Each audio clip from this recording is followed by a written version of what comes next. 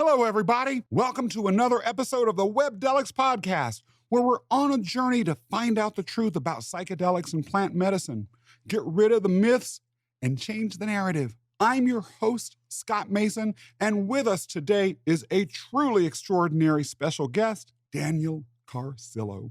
Now, Daniel is a former NHL ice hockey player who most recently played with the Chicago Blackhawks and won a Stanley Cup as a member of the 23 and 2015 Blackhawk team. After retiring from the NHL in 2015, Daniel created a nonprofit that assists former NHL players who are suffering from post-concussion syndrome and mental health issues. Now, Daniel, you've already done a lot with your life, but that ain't what you're doing today, is it? It's not, no. But my past life has afforded me this new life. And luckily, I was able to find recovery myself and be able to carry that message to others. You know, something that I learned early on in the journey is something that is given to you. You must freely give it away to keep what you have, or at least a portion of what you have. So that's what we're doing today through a number of different companies and my platform. And thank you for having me on and helping to spread that word. Thank you. We are so excited. We're going to talk a lot about what you're doing today as well as your companies. I suspect for those of you who are watching, the whole conversation may relate to that T-shirt that you're wearing, Mr. Carcillo. What is that on that T-shirt? May I ask? A couple mushrooms. Yeah. Oh, well, I just can't imagine what that would have to do with the Webdelics podcast. What on earth? Daniel, welcome to the show.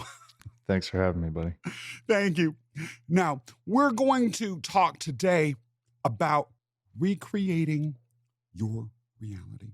We're going to start by an honest, let's keep it real, brother man to brother man conversation about something that we have in common. From the very first episode of this show, I've been honest about it, and I believe in being honest about it because I don't believe in conspiracies of silence that make things worse. I suffered physical trauma as a child. I was physically abused, I was verbally abused, I was emotionally abused. It impacted my life and left me with dysfunction, mental health challenges all throughout my career until I finally had the opportunity to take the journey and turn things around. Daniel, is that something you can relate to?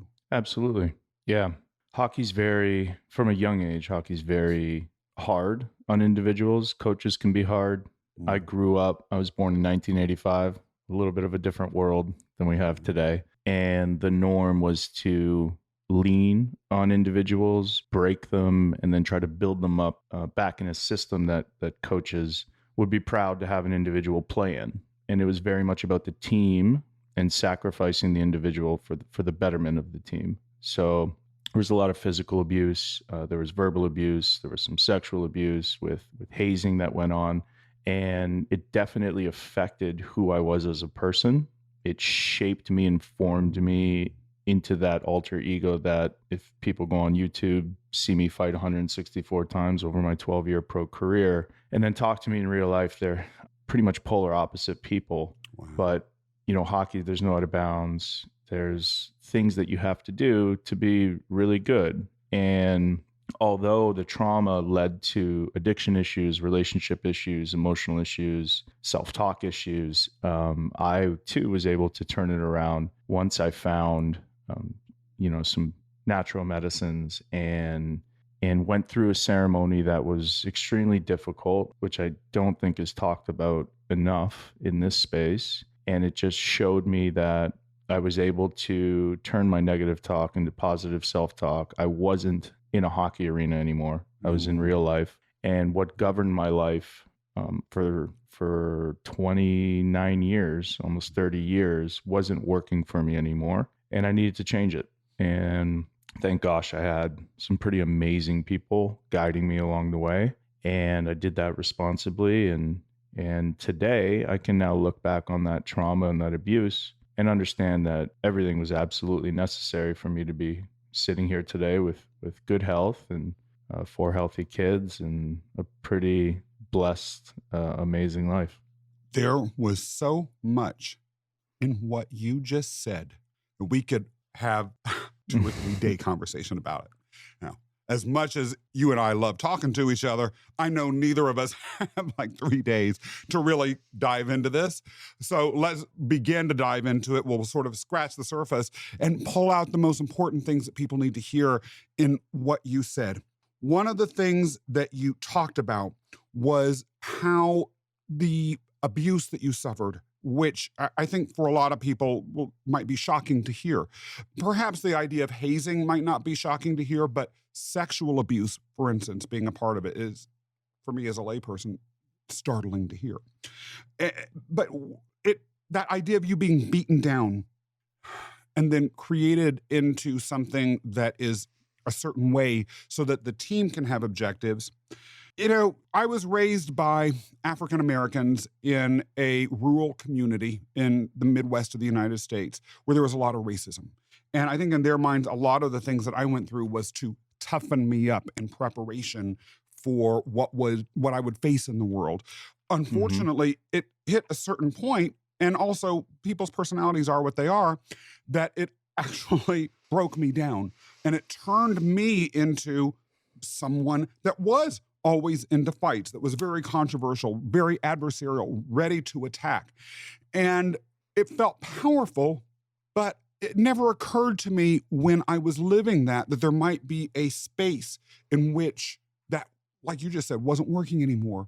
Talk to me a little bit about your mindset when you were that person and when you were living out the consequences of the experiences that you had, really without it sounds like a sense of self-awareness. What was going on inside? So I actually watched, there's a new documentary on ESPN Plus that just came out about the American Gladiators. And one of the guys, Gemini, I believe it was Mike Horton, the owner of the American Gladiators, as the individual that was playing Gemini, was taken away from his family, no family time, and was really suffering because he was missing his kids. He was missing their events. And like a coach or a GM would say to us, you aren't necessarily Mike, right? You're not Daniel that plays hockey. You're the hockey player named Daniel, and it is your job. And you take it on throughout 365 days of the year. You're conscious about what you're doing, about what you're eating, about how you're exercising. That leads up to that game and that season. And so you almost have to separate those two things out. And I truly believe, looking back on it now, and it may sound sad to some people, there's no other way to do it because there's such little parity in how good each individual is. You can look at the minor leagues and wonder why those guys are in the minors and they're not in the NHL. And the saying is always, it's because it's between the ears. And so the individual that I was for the better part of my pro career, towards the end, I found some recovery, but I still wasn't this person that I am today. I almost, in some respects, I had to be that person if I look back on it now, because the way that I was living, the way that I was playing, the role that I was engaging in was really that of the protector or enforcer to make other people feel comfortable, which is kind of reminiscent of my life. I grew up in a household where, and I've said this to my parents before, I felt like a parent to my parents, and I still today kind of feel that way, but I'm a leader and that's okay. It can get heavy. But so there are things that I did to deal with it, which is, alcohol, opiates, these things that are readily available for us to take a breath, but then you're immediately back in it 2 days later. So again, I'm in this spot in my life now where it was really, really, I had to be that way in order to be that successful, and I'm okay with that now. I have woken up from that part of my life. It was a part of my life. I've taken all of the good things that I've learned and I've applied them to business, attention to detail, work ethic, and really it sounds bad. Not a lot of people talk about the ickiness of business, and it is really icky. Icky in the sense that there's a lot of people out there trying to kill you, in a sense, not not literally, just figuratively. And if you don't bring a sharp mindset towards what you're doing, you won't survive, you know? So, it's been a really uncomfortable, I'll say, year. But luckily I'm built to feel comfortable in uncomfortable situations. I've been through that for a very long time. So, And I gotta say, that is one of the quote unquote advantages of being a long time in environments that are abusive. You're never comfortable. So you do get used to it. And before we talk about the ickiness of business, because, we're keeping it real today, okay? So we're going to get really real when we talk about that. Love it that you raise it. And what I'm going to say next ties into that, which is the idea that when you're in this uncomfortable situation and you are someone who has to endure a certain amount of trauma in order to function in the environment that you're in, because the environment itself is toxic or otherwise trauma creating, you said that you became a protector. And actually, I'm so glad to hear you say that. I was that way too. It never occurred to me that that was a trauma response, although I do know that I was hyper vigilant. And I would say to people, if there's a zombie apocalypse, you want me on your side. Well, some people, you're right. And I'm sure that you've had friends that were in similar situations that you were in that shut down. And I've had teammates that were better than me at the game, but could not handle the mental side of that. And they just quit. And I mean, these guys were 2 or 3 years ahead of me talent wise. And then it took me only a year to catch up to them. So, you know, some people can handle it. They're built for it for some reason. And for me, I had that middle child stuff, right? Where I needed, the more people that were watching me at the game, the better I did. And then I would watch some teammates where the more people that were there, the more nervous they got and the worse they played. I was, and still am, you know, the complete opposite to that. Growing up and again, being in this situation for as long as you were, did you ever find yourself though, on the flip side, or maybe it's part of a continuum of this behavioral response system that you had, having any sort of victim mentality? Because a lot of times anger or rage or the addictions that you might have been talking about earlier can be tied into a place between the ears that is seeing oneself as being victimized. If not necessarily my career, because again, there's just not a lot of room for woe is me. There's no time to fucking, excuse my language, to breathe. There's just no time to breathe. And if you do try to take a breath, then it can happen as quick as 2 or 3 days, as 2 practices that some other young kid is going to step into your role and someone else is going to see them and they're going to take your job. So never in my career, but if people go back and they watch videos of me from 2015 to about 2019 before I found recovery, man, was I trapped in a bad, dark cycle of victimhood. Woe is me. How could I have been put in this situation? How could the league lie to me? Why are my friends dying? Not just one, you know, Steve and Ray. And I was really upset at the institution that I played in freely that held back this information about how badly we could be suffering from traumatic brain injury and from hits to the head. You know, and I look back at these Twitter comments or I think about them and they're like, oh, you know, hey, silly boy, like you didn't think that getting hit in the head could cause these things. And I always, I'm a very like introspective person, and I think layers and layers beyond, I think, what other people can see. And my thing back then was always, well, if they just would have told us, you know, and then I would have signed the paper, then I would have never come back and been upset. But again, I was in that victim mindset. I was extremely negative.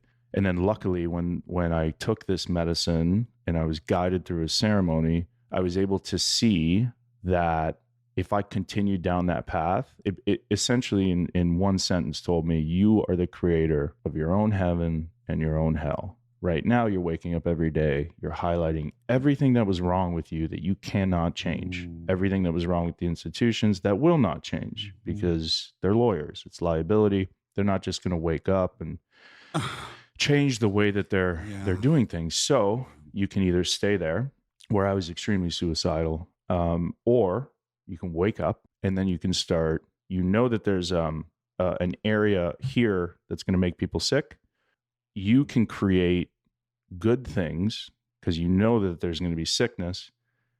Create something that these guys can come into after they're done, when you know they're going to need help, and stop with the highlighting, with the victim mindset. And that was a huge change. It's when I woke up about, it's almost been 5 years now.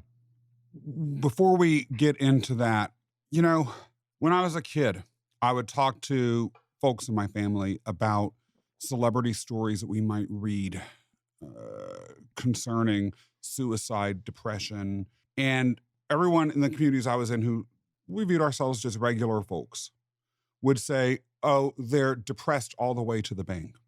Or if they think it's depressing, imagine having to go and work in the factory every day for 30 years. And so for those who might not be familiar with your career or who might be responding that way, talk to us a little bit about how the situation that you were in, or what situation you were in that would lead you to be in that place, even though you had accomplished to the eyes of the world so much. Yeah. So I was waking up every day. A good day would be 5 symptoms. A bad day would be about 15 of them present. So I was dealing with mild dementia at 30 years old. I had 3 children at that time, and I was a shell of myself. There's before and after pictures that I've put up on my Instagram that literally depict like me about to die, and then me kind of coming back to life. Slurred speech, headache, head pressure, insomnia, impulse control issues, loss of short-term, long-term memory, weight loss, appetite loss, anxiety, depression, suicidal ideation, all of these things mashed up into my nervous system was just completely off. It was bad for quite some time. Now, I wasn't just sitting there on the couch, not partaking in recovery. I was definitely feeling sorry for myself more than I should, but I was going to, stroke rehabilitation centers, spending tens of thousands of dollars a week. I had means, and what happened was I just got really frustrated after 4 years. I started doing like Mox acupuncture, sticking, needles in my brain, and float tanks, hyperbaric chamber, hormone therapy, everything under the sun. And, when you lose hope, it becomes a very dangerous place. I was also along that path, very transparent about, hey, I'm in a bad place, but I'm going to go to this therapy this week, and then I would report, this didn't work for me, but I think it could work for other people. And you should try it, because without the hope, then, people spiral and they start to think about how to end it, like I did. And luckily, again, I had a former teammate reach out that knew and could see that I was suffering, and invited me to Denver, and completely changed my life in a matter of 24 hours. I just have to say, before we go any further, hearing everything that you just said, you said you didn't just sit on the couch and lay there. If it had been me, I don't know that I would have been the one maybe laying on the couch just dealing with it. And so I have to say that is itself, to me, pretty worthy of applause. I just, even hearing what you talked about, if it had been me, the sense of fear would have been so overwhelming. I could have found it paralyzing. Good for you. There's that song, you got to have friends. You gotta have. I'll tell you what, man, at the end, I had no friends, right? I had nobody that wanted to be around me, and rightfully so, because of the way that I was acting and living my life. I was, and one of the biggest reasons, I know that, people, just touching on the suicide piece to it, and the ideation, I really wasn't thinking of it as like a selfish act. I was like, all right, I've kind of tried everything. I don't want my kids to see me growing up this way, to like snapping on everybody. Everyone's on edge, on eggshells, walking around me. Nobody knows how I'm going to act that day. I just didn't want them to think that that was normal, So that was a big driver for like these really dark thoughts for a pretty long period of time. And so, I guess these alternative treatments that are really bringing people back to their body, to their spirit that once weren't there, like a lot of veterans and a lot of first responders, a lot of people that don't live in the real world for a very long time, right? That do these other jobs, that see these traumatic things that are put in these places, but think it's normal because that's how we grew up. That's what we've been brought up in. That's the environment. So when you find yourself in a different environment, it's like, well, you got to change, and try to take the good, leave the bad, and move on. Hearing you mention at the top of the hour that you have 4 kids, I'm just, I've just got to say, that's something that people can forget when we share these stories about trauma, is that even if we feel like no one likes us, you're surprised when you really think about it, who might be there that really does care, or that might show up in the future. This friend who obviously cared enough to reach out to you. What happened then when you went to Denver? Talk to us about the next part of the story. Yeah. So I went there. We got to this farm, and I thought I was going to learn about farming. So like, CBD genetics, and there was a regenerative farming process that was happening on this farm. It was a pretty special place before anybody was really talking about, no-till, etc., farming all organic. And so we sat down, we got there. I have before pictures where my face just, like, you can just tell that was super tense. And, I was like, all right, well, when's dinner? And like, we're not gonna do dinner tonight. I'm like, okay, well, what are we doing? They're like, well, we're going to put you through a ceremony. It was kind of not an intervention, but just, hey man, we know you're suffering. So you were like, surprise? Yeah. See, like, you can do that with certain people that know you, or you can do that with, I feel like you can do that with veterans. You can do that with athletes. You can do that with high operating executives that you have a prior relationship to, that want to see their trauma. I want to be told when I'm fucking up. I want to be told if I'm not doing the right things that I'm supposed to be doing to get the result, and if I'm stuck in this rut, somebody, I want my business partners to confront me, and say, because I do that. So you hold people accountable, and I'm glad they did. So I was like, all right, let's, so we're going to do mushrooms. Let me go to the store. I'll go grab the beer and the pack of smokes. And keeping it real as always.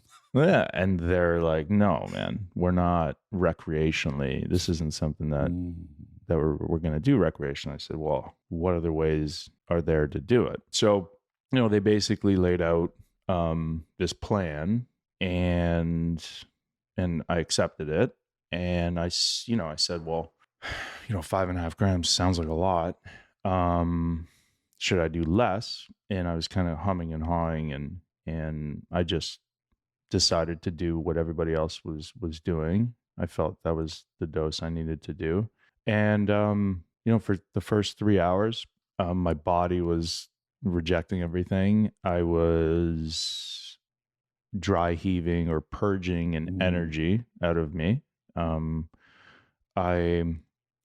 short, for 2.5 hours, I was stuck in a loop on a farm that I didn't know. It was the first time I'd seen it, but that was my life, and it was indicative of what I was doing. I was getting up. I was on Twitter. I was negative.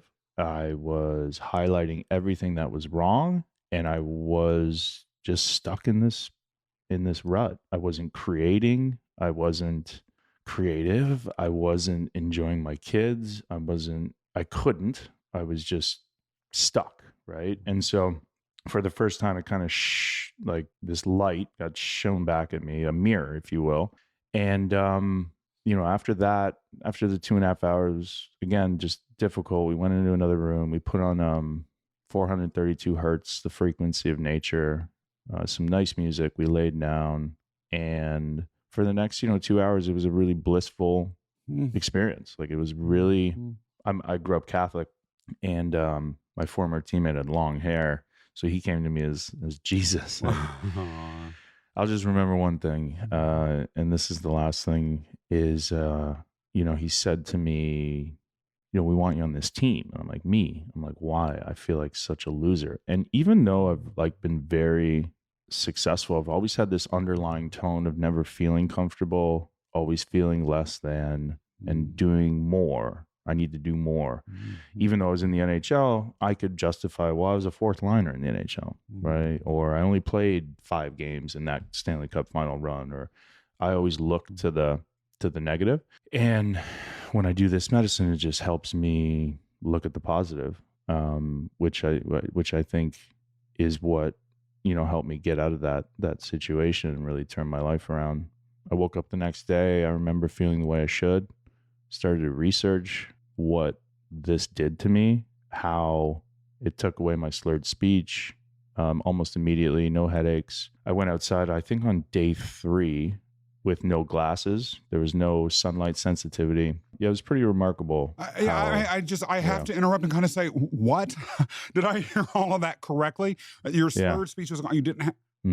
Yeah, in a matter of 2 weeks, pretty much everything lessened in intensity or all but faded away. And I knew just from my research, listening to doctors, reading PubMed papers, what had happened to my brain and how this could have done what it did.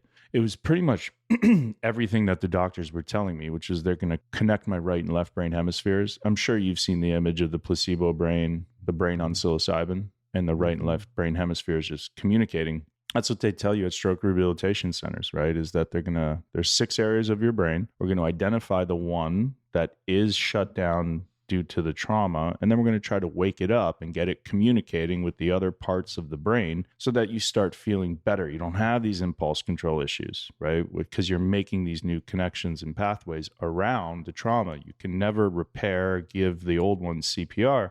And here I was looking at, and all that sounds amazing, and I'm sure that they continue to do that in these clinics, but it costs $10,000, $15,000 cash a week, and I just didn't. So here was $10 worth of mushrooms that did it, and so we made a regimen. I was smart enough, and this PhD biochemist was, with him to understand that nothing gets fixed in 5 hours.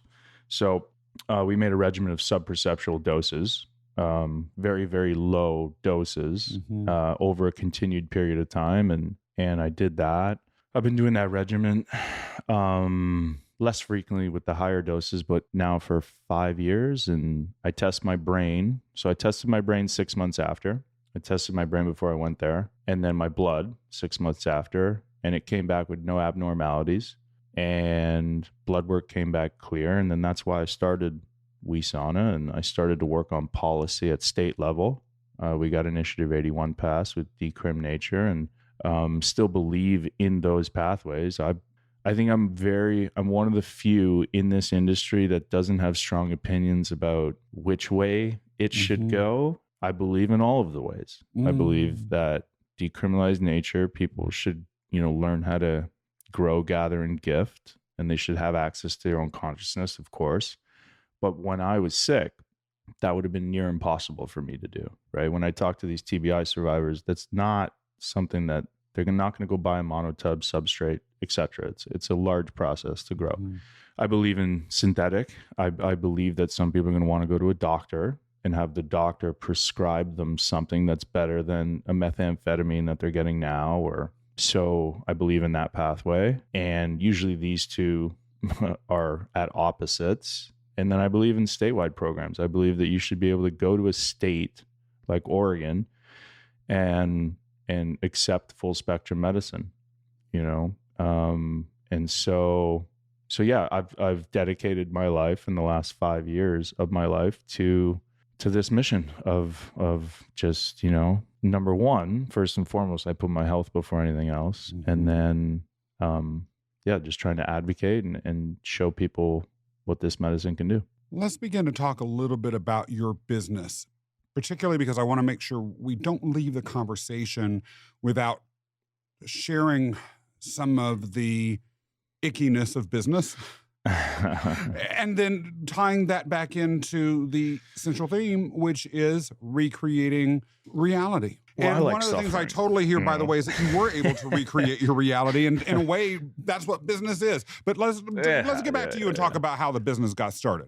I literally, and again, at the beginning of this, like, I am nothing special. I still do not believe. I have to have these things in the background because I talk to a lot of Canadian businessmen, and it also reminds me, like, I sometimes forget what I did, in my life, and it's a nice reminder to walk in this office and be like, man, you moved away at 15 years old. You dedicated. You lost all your high school years. You dedicated a large portion of your early life to a discipline that you became champion at. So it's a nice reminder. And then you take those lessons and that warrior mentality and you bring it to business. I was extremely naive. And the way that I started was I Googled. So I was farming 3,000 plants, my own plants. I bent over and put every single plant in the ground. Really? In 2017. Mm-hmm. And as I was doing that and tilling and weeding, and I was on the phone with my headphones in, searching. I had helpers. So Rick Doblin, I met him early on, who's founder, CEO of MAPS, really like the godfather of bringing a psychedelic through the FDA process and to the market, which they're very close at doing. He helped me, introduce me to some drug developers. I was like, how do you start a drug development company? First, intellectual property. So I use my own personal money to patent the method, not the actual molecule, because you can't patent something has prior art or that's been written about before or is found in nature. That's why you have all of these synthetic medicines that come through the FDA. And then I put together a drug development team and found a couple partners that I believed were really good at something that I wasn't good at, which is raising capital. I put together a story through a deck. I had that ripped apart for 8 months. And once we had a final thing, we went out and presented it, to investors, to a group of investors that believed in it and believed in the mission. And, that was 3 years ago, and along that way, there's been a lot of trials, tribulations. There's people that I work with now. There's people that I don't work with now. But when I say that the business side is icky, it's a balance and a dance between, needing capital to get the thing, no matter how good you think it is, done, and also, returning value to the people that give you that money. So you're beholden to shareholders, and the number one thing that I just try to do on a daily basis is if it was my money, how can we push this mission along so that it continues to drive value. We owned clinics. We went public within 4 months. We raised upwards of $16 million. And I was leading all of that, managing all of those pieces. And you're only as strong as your team. And I had a really amazing drug development team. The clinics, we built up to a certain point. We built another one kind of de novo style to help more people. And then we sold that.